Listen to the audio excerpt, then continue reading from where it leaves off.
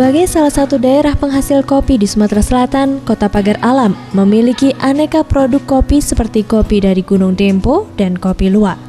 Semakin banyak jenis kopi yang dibuat dari kota ini. Nusdiarti, salah seorang warga Kota Pagar Alam, menciptakan produk baru bubuk kopi asli tanpa bahan campuran. Bubuk kopi merah namanya. Nusdiarti bersama keluarganya memproduksi bubuk kopi ini sejak 3 tahun lalu.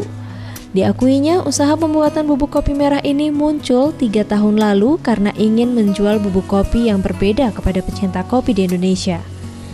Pembuatan bubuk kopi merah miliknya tidak menggunakan tenaga mesin, melainkan ditumbuk secara sangat tradisional, yakni menggunakan lesung.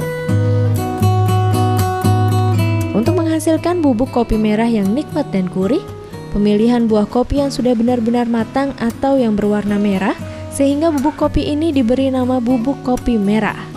Kemudian digiling untuk membuang kulit buah. Setelah itu biji kopi disortir, kemudian dicuci menggunakan air bersih.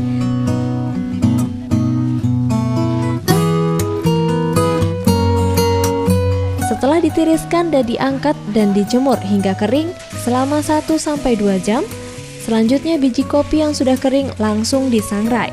Untuk mendapatkan hasil kopi merah yang wangi dan gurih, biji kopi disangrai selama 1 jam dengan ukuran api sedang. Proses selanjutnya kemudian ditumbuk menggunakan lesung hingga halus. Setelah ditumbuk halus, bubuk kopi langsung disaring agar mendapatkan hasil yang lembut. Sementara ini kita masih mengembangkan kopi tumbuk lesung. Ya, terutama kita kalau kopi tumbuk lesung kan beda dengan giling mesin.